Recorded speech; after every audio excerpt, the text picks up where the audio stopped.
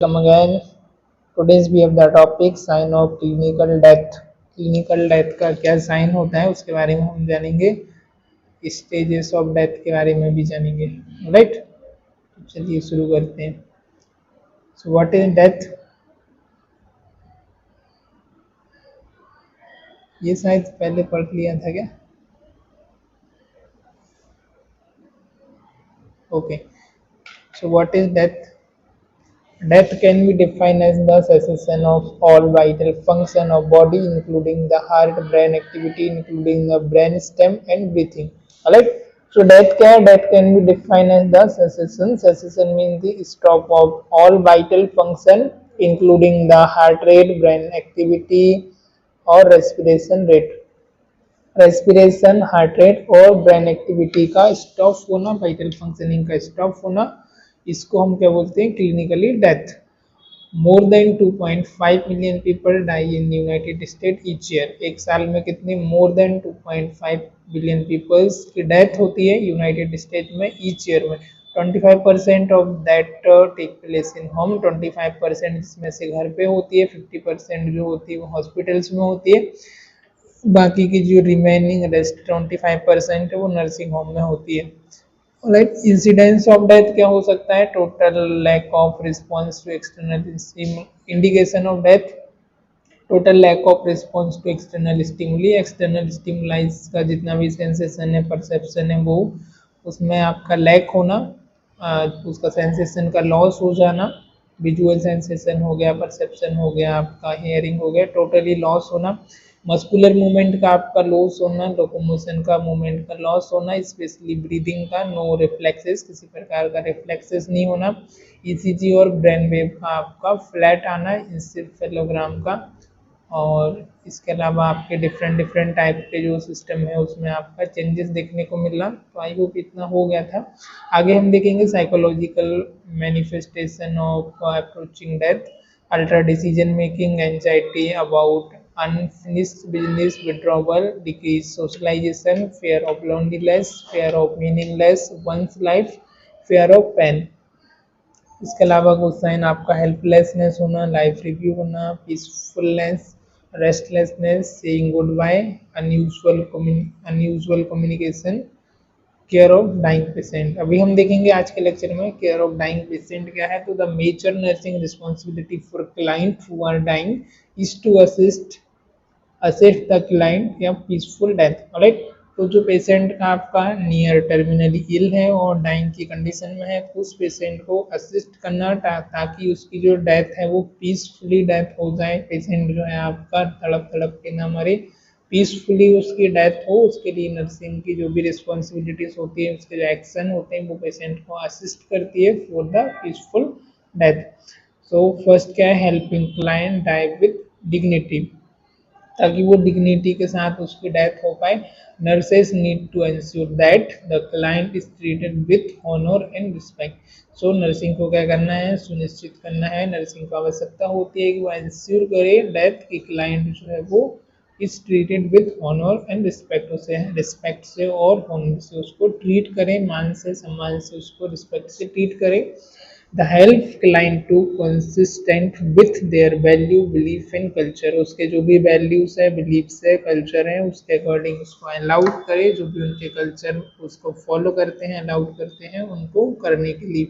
Allow the client to make some choice on the location of care, example hospital और home. Patient को allow करना, उसको अनुमति देना to make some choice like location of care, hospital या home जहाँ पर भी है उसे केयर फैसिलिटीज में अलाउड करना. Can help client to determine their own physical, psychological and social priorities. Client को हेल्प करना, क्लाइंट की जो भी डिटरमाइंस मीन्स उसकी ऑन फिजिकल है, साइकोलॉजिकल एंड सोशल जो भी प्रायोरिटीज है उसको फुलफिल करने के लिए उसको अलाउड करना. Hospice and palliative care. Hospice means hospital. Hospital care focus on the support and care of the dying person and family with goal facilitating peaceful and dignified death. Alright. So hospital focus करना चाहिए, allowed करना चाहिए patient को as well उसके family member को भी, उसका गोल से होना चाहिए कि उसको जो भी फैसिलिटीज है उनको पीसफुली डेथ को अलाइन करने के लिए, उसको डिग्निफाई करने के लिए प्रोवाइड करें और वो अच्छी तरीके से पीसफुली विथ मेडिकल इक्विपमेंट के साथ उसकी डेथ हो। Right, it is based on the holistic care. ये जो है वो बेस्ड होती है आपकी होलिस्टिक केयर पर, कंपेरिहेंसिव पेशेंट को केयर प्रोवाइड करना। It emphasise care to improve quality of life rather than cure. Right, तो ये क्यूर करने पे फोकस नहीं करते हैं, इसके अलावा आपका जो एम्फसाइज करते हैं this is the improve quality of care. Quality of care को हम कैसे इम्प्रूव कर सकते हैं उस समय हम उस पर ध्यान देते हैं रेदर देन कि क्यूर करने पे क्योंकि बिकॉज ऑफ अब लास्ट स्टेज पर है तो क्यूर होने के चांसेस मतलब बहुत कम होते हैं। Right, then support the client and family through the dying process and support the family through bereavement. Alright, तो क्लाइंट को उसकी फैमिली को सपोर्ट करना डाइंग की जो प्रोसेस है उसके लिए, एज वेल उसकी फैमिली मेम्बर को भी साइकोलॉजिकली सपोर्ट देना, उसकी फैमिली को और पर्सन को भी सपोर्ट करना। Palliative care, palliative care is any form of care or treatment that focus on reducing severity of disease symptom rather than trying to delay or reverse the progression of disease itself or provide a cure। Right, so palliative care क्या होती है? Palliative care is an form of care. Palliative care आपका एक care का form होता है जिसमें हम ट्रीटमेंट जो होता है उसमें हम फोकस करके including the severity of disease की जगह हम किस पे फोकस करते हैं? उसके सिम्टम्स पर rather than trying to delay और रिवर्स प्रोग्रेशन। प्रोग्रेशन पर और रिवर्स प्रोग्रेशन पर फोकस नहीं करके जो सिम्टोमेटिक ट्रीटमेंट है, पैलिएटिव एक सपोर्टिव केयर है, उसमें हम इसमें ज़्यादा फोकस करते हैं।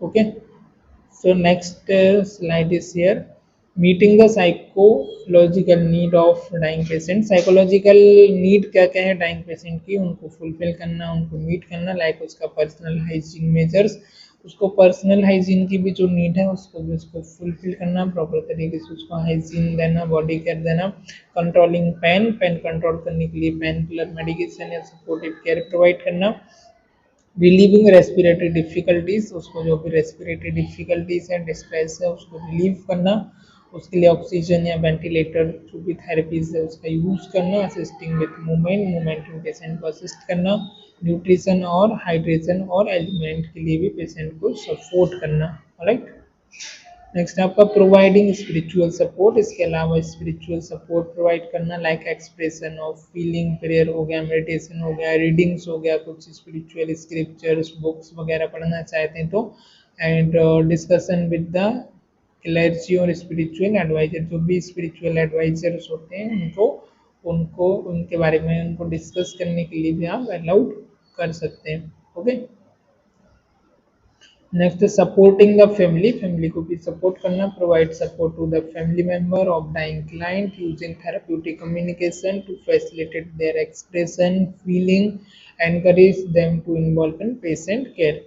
ओके, उनको भी साइकोलॉजिकली सपोर्ट देना, थेरेप्यूटिकली अच्छे से उनके साथ बिहेवियर करना, उनको भी इमोशनली और साइकोलॉजिकली सपोर्ट देना, और इसके अलावा उनको भी इन्वॉल्व करना पेशेंट की केयर के लिए, उनको भी एनकरेज करना।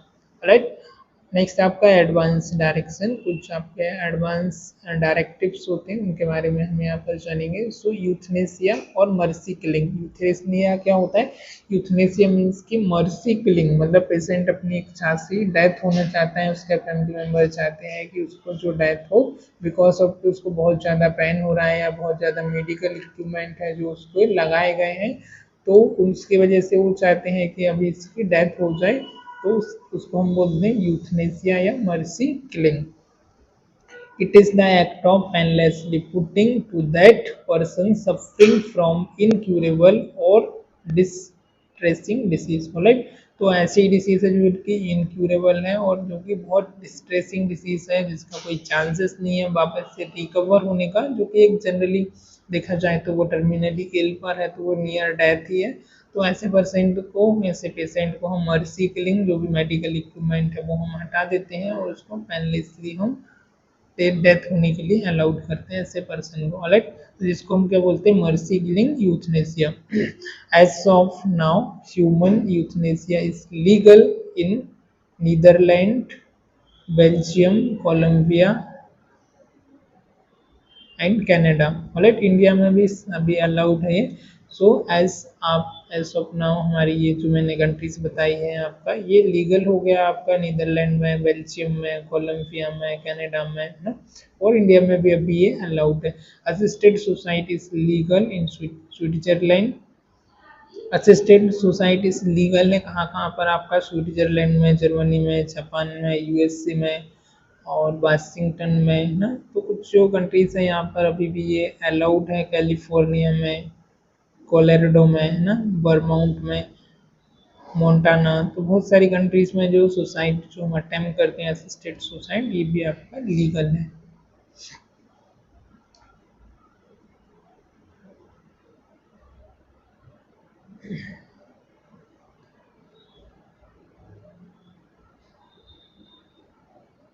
तो लास्ट में फाइनली क्या आता है आपका, लीविंग बिल आता है। ये सारी चीज़ें होने के बाद जब हमारा सारा प्रोसीजर हो जाता है, तो फाइनली जब हम पेशेंट को लीव कर रहे होते हैं, तो उस समय हमको जो होता है स्पेसिफिक इंस्ट्रक्शन जो भी है, specific instruction about what medical treatment and client choose to omit और refuse example ventilator support in event that the client is unable to make the decision. Right, so specific instruction means कि आपका medical treatment जो patient को चल रहा है या जो भी आप इक्विपमेंट लगे इनको ओमिट करना चाहते हैं, मतलब जिनको हम हटाना चाहते हैं, तो पेशेंट उनके फैमिली मेम्बर यदि रिफ्यूज़ करते हैं तो उनको हम हटा देते हैं। वेंटिलेटर या कोई भी हायर मेडिकेशन चल रही है उनको भी हम ओमिट कर सकते हैं हमारे ट्रीटमेंट प्लान से, एज पर क्लाइंट और उसके फैमिली मेम्बर के डिसीजन से। Health care proxy and surrogates जो होता है, it can B it can be notarized or witness statement appointing someone else, example relative friend, उनका जो भी रिलेटिव है फ्रेंड है उनका हम वहाँ पर साइन लेते हैं, consent sign to manage health care treatment decision with client is unable to do. In case client आपका अनेबल है करने के लिए, उसके जो भी विटनेस फैमिली मेम्बर्स हैं, क्लोज वन है, लव वन है, उनका हम साइन लेते हैं। कंसेंट साइन लेने के बाद ही हम इस तरीके की जो प्रोसीजर है वो इम्प्लीमेंट करते हैं। ऑलराइट, उसके बाद फिर फाइनल पेशेंट का डेथ होता है तो उसका एक टाइम और डेट के साथ पूरा उसका डेथ सर्टिफिकेट बनता है, कॉजेस ऑफ डेथ, क्या क्या उसको डिसीज था, पेशेंट का एडमिशन कब का था, वो सारी चीज़ें। बिकॉज ये लीगल आपका एक सर्टिफिकेट होता है, तो लीगल पर्पज़ के लिए डेट, टाइम और कॉजेस ऑफ डेथ, ये तीन चार चीज़ें उसमें मेन होती है। पेशेंट का बायोग्राफिक डेटा जो कि हमको उसमें मेंशन करना होता है। डिक्लेरेशन जो फॉर्म होता है, certificate of that, this is the formal determination of death or pronouncement must be performed by the physician, जो कि परफॉर्म जो करते हैं वो फिजिशियन ही इसको बनाते हैं। द ऑथोरिटीज में जो डॉक्टर्स होते हैं आपके, जिनके अंडर में फिजिशियन के वो कंसल्टेंट के रहा, उनका सील साइन और हॉस्पिटल का स्टैंप लगा करके हम आगे से प्रोसीड करते हैं फाइनली डेथ सर्टिफिकेट के बाद। Alright, the authority to pronounce the death for the nurses may be limited in long-term care home, health and hospital agencies, or to an advanced practice nurse. Alright, so authority क्या होता है, जो nurse है वो announce करना है तो वो कौन कर सकता है इसके लिए, डेथ फॉर द नर्सेज कर सकती हैं, फिजिशियंस कर सकते हैं, but may be limited in long term care. Long term care में यदि लिमिटेशन होने की वजह से जो भी हेल्थ केयर एजेंसीज में होता है तो नर्सिंग प्रैक्टिस है वो भी हम इससे अलाउड कर सकते हैं। Right, so the death certificate is sine by the physician and filled with the local health government office. जिसपे जो साइन होता है वो होता है आपके फिजिशियन का, लोकल हेल्थ गवर्नमेंट उसका साइन होता है। अ कॉपी और सब certificate is given to the family, एक आपको दे देते हैं, एक कॉपी जो होता है वो सबमिट करना होता है गवर्नमेंट आपका हेल्थ केयर ऑफिस में, ताकि लीगल पर्पस के लिए वो हॉस्पिटल्स के पास भी रहे। इसके अलावा कोई पर्सन है कि जो विलिंग से उसके ऑर्गन वगैरह डोनेट करना चाहता है तो वो ऑर्गन्स भी अपने डोनेट कर सकता है इफ़ इन केस नेसेसरी है, हेल्दी पर्सन है तो कोई ऑर्गन्स वगैरह हेल्दी है तो वो डोनेट कर सकता है, right. A person 18 years or older and of sound mind can donate all or any part of their own body for the following purpose, right. तो या तो वो पूरी बॉडी का मेडिकल इसके लिए लर्निंग के लिए डोनेट कर सकता है, बॉडी के कोई पार्ट है कि उसके बिलिंग्स हैं, यंगर पर्सन है स्पेशली तो वो डोनेट कर सकता है कुछ हेल्दी है तो। For medical and dental education, research के लिए, advancement of medical and dental science के लिए, थेरेपीज के लिए या ट्रांसप्लांटेशन के लिए भी ऑर्गन डोनेट कर सकते हैं, right. So it is the process of removing tissue और ऑर्गन। इसमें क्या होता है, हम टिश्यू को और ऑर्गन को रिमूव करते हैं फ्रॉम अ लाइफ और रिसेंटली डेड, जो रिसेंटली डेड है या लाइफ पर्सन है उसका, और person called donor to be use in another living person called recipient, right. इसके अलावा जो अनदर पर्सन है उसको रिसिपिएंट बोलते हैं, जो डोनेट करता है उसको डोनर बोलते हैं। जैसे कि आपका हार्ट हो गया, किडनी हो गया, लीवर हो गया, पेनक्रियास है, लंग्स है, टिश्यू सच एज कॉर्नियास है ना, बोन मैरो है, तो इनको हम डोनेट कर सकते हैं और ये जो ऑर्गन होते हैं डोनेट करने के लिए पॉसिबल हो सकता है, राइट। अगर आपके ऑर्गन है, organ donated should be take place with in with in 2 to 6 hour after death, और डेथ के 2 to 6 आवर बाद भी इसे हम डोनेट कर सकते हैं। कुछ ऑर्गन जो होते हैं हमारे वर्किंग कंडीशन में होते हैं, राइट।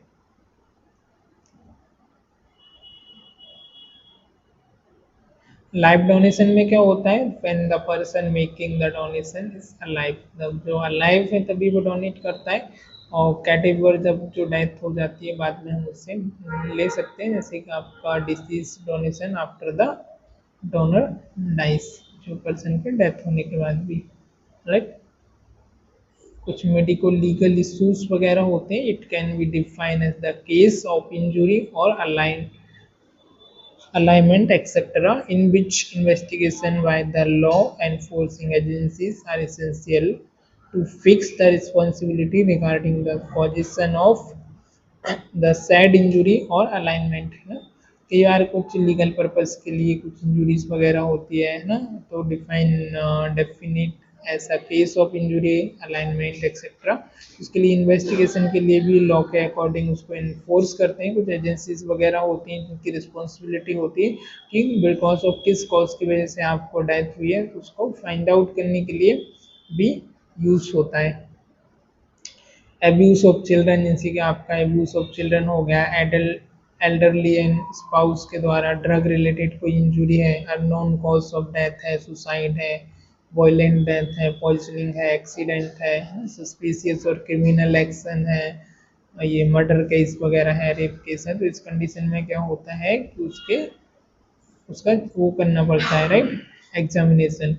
ऑब्टेन डेथ रिपोर्ट, इसके अलावा नेक्स्ट आपका डू इन्वेस्टिगेशन, क्या क्या करते हैं, जो भी डेथ रिपोर्ट होती है उसको लेते हैं, उसका इन्वेस्टिगेट करते हैं। The natural death and infant की चाइल्ड किस रीजन की वजह से हुई है, उसका कॉजेस क्या है, डेट टाइम क्या है। कंडक्ट पोस्टमार्टम करते हैं, जैसे कि सेक्सुअल असॉल्ट है, चिल्ड्रन में सेक्सुअल अब्यूज है ना? और एग्जामिनेशन होता है उसका पूरा, डीएनए एग्जामिनेशन हो गया है, तो ये सारी चीज़ें हम करते हैं।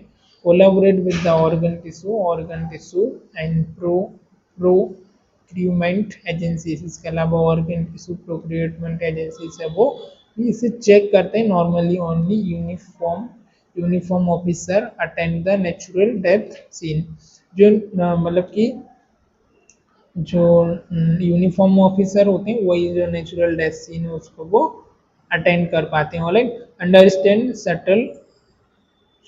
Understand subtle sign of abuse और नेगलेक्ट, कोई भी साइन वगैरह है जैसे एब्यूज का है, नेगलेक्ट का है, तो वो वहाँ पर उसको डिटेक्ट करते हैं। कोलैबोरेट विद पैथोलॉजिस्ट, पैथोलॉजिस्ट के साथ कोलैबोरेट करते हैं डिटरमाइन करने के लिए, अप्रोप्रिएट मेडिकल रिकॉर्ड के लिए।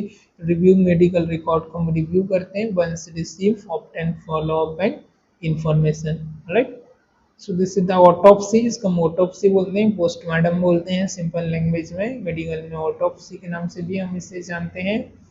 Definition of autopsy: and autopsy is the post-mortem. It is the surgical dissection of a body after death to determine the exact cause and circumstances of the death और discover the pathway of disease. उसका cause क्या है, किस वजह से आपकी death हुई है, तो ऑर्गन्स का हम पोस्टमार्टम करते हैं, बॉडी को ओपन करते हैं, डिसेक्शन करते हैं और उसका एग्जामिनेशन करते हैं बिकॉज ऑफ उनको फाइंड करना होता है किस वजह से डेथ हुई है ना।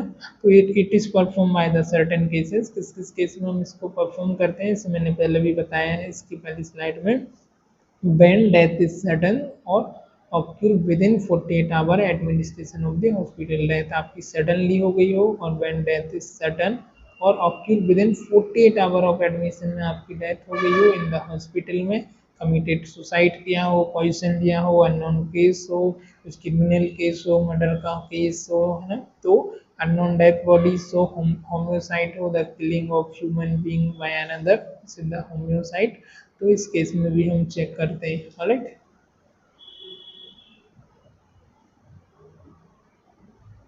इसके अलावा एम्बेलमिंग में क्या होता है, बॉडी को हम क्या करते हैं सॉल्यूशन के अंदर प्रिजर्व करके रखते हैं काफी समय तक।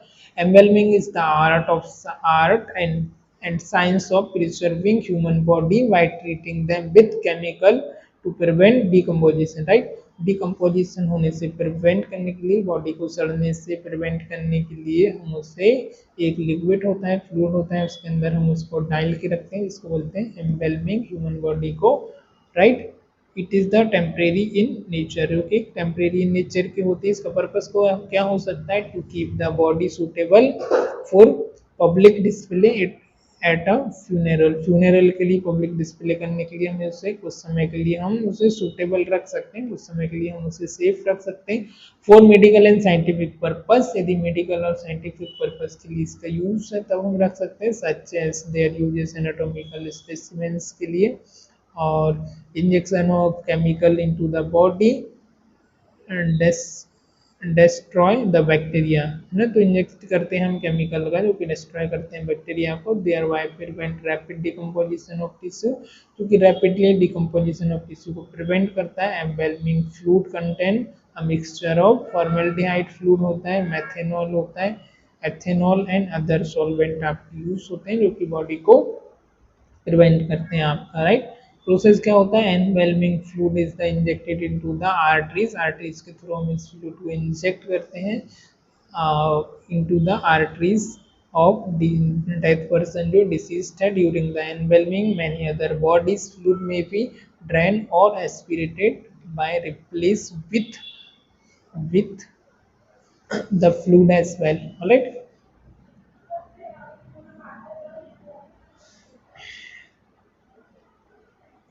ठीक है, कुछ इस तरीके से प्रोसीजर होती है।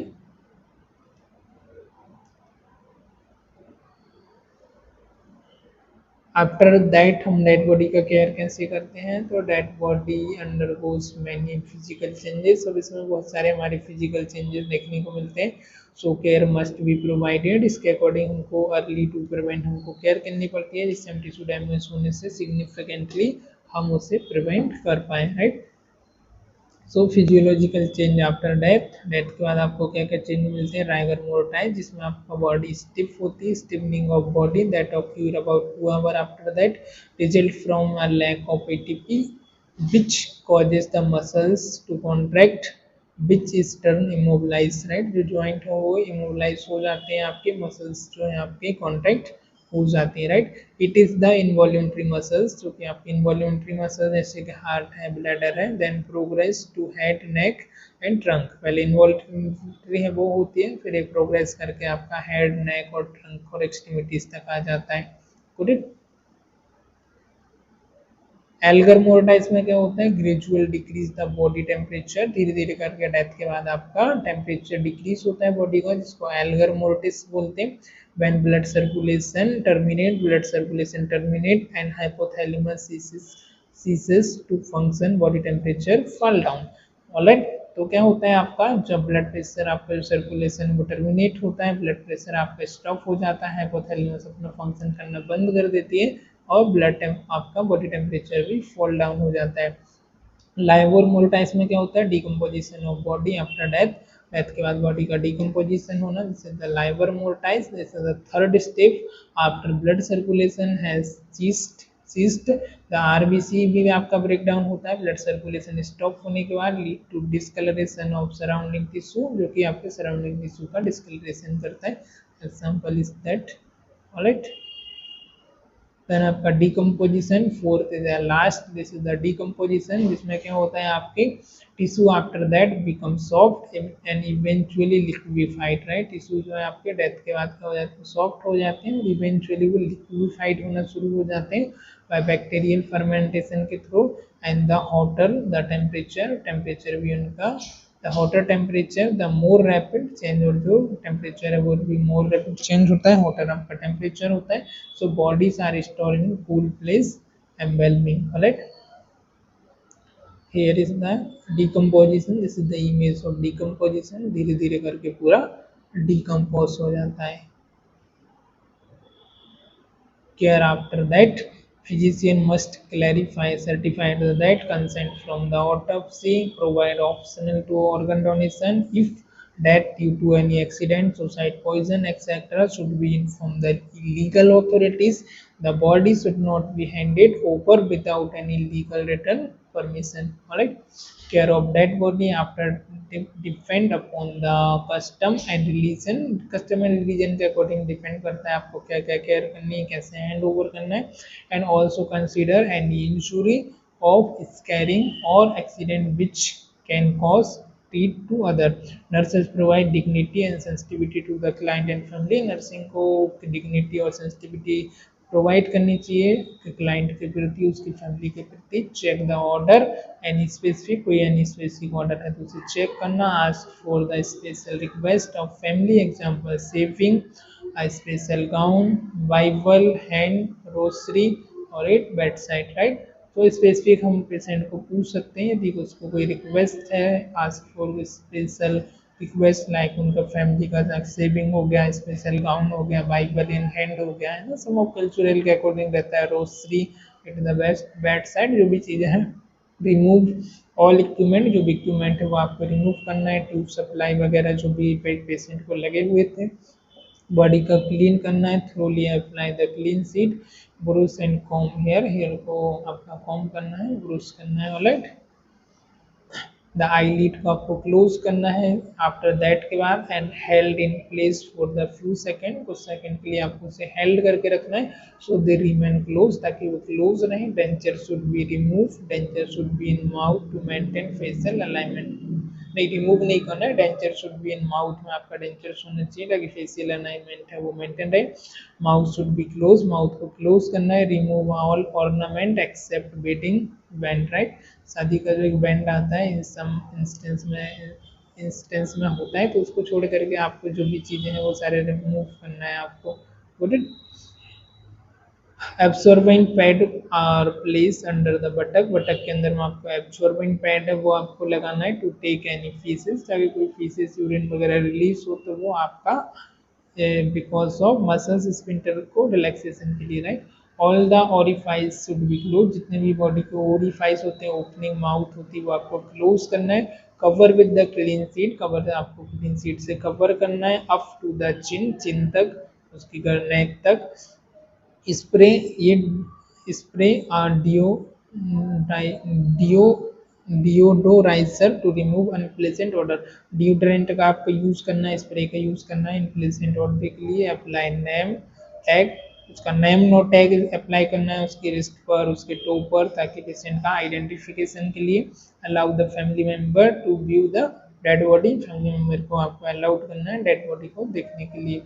द बॉडी इज रैप्ड, उसके बाद बॉडी को रैप करना है। The body is wrapped in a shroud, a large piece of plastic, large piece of plastic cotton का आपका मटेरियल आता है, उसके साथ आपको बॉडी को पूरा एनक्लोज करना है, पूरा पैक करना है। After that identify the then applied the outside the shroud, right. Hand over the belonging और रिलेटिव्स के अलावा जो भी उनके बिलोंगिंग्स हैं उनको, जो भी चीज़ें आपके बिलोंगिंग मतलब जो भी उसके सामान वगैरह है वो रिलेटिव को हैंड ओवर करना है। Hand it over the dead body relative and send to the mortuary, right. Do complete documentation, जो भी डॉक्यूमेंटेशन है नोट्स है वो कंप्लीट करना है। Time of death, action taken to be prevent death, वो सब आपको रिकॉर्ड करना है फाइल में। हु प्रोनाउंस, किसने डेथ को प्रोनाउंस किया वो रिकॉर्ड करना है। एनी ऑर्गन डोनेशन है वो रिकॉर्ड करना है। पर्सनल कुछ आर्टिकल्स वगैरह लेफ्ट ऑन द बॉडी वो सब आपको करना है। Personal item given to family वो भी आपको रिकॉर्ड करना है। टाइम ऑफ डिस्चार्ज और at time of discharge and destination of body वो आपको बताना है।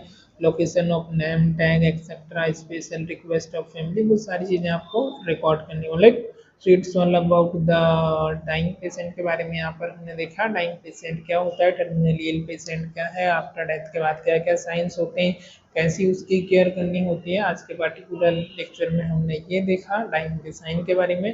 पिछले लेक्चर में हमने ग्रीव्स के बारे में देखा था और भी काफ़ी चीज़ों के बारे में हमने जाना था। तो आज के लेक्चर में फिलहाल इतना ही। आई होप आज का लेक्चर आपको पसंद आया होगा। If you have any doubt regarding this topic, you can leave your comment or you may ask. All right, thank you for watching this. Bye bye.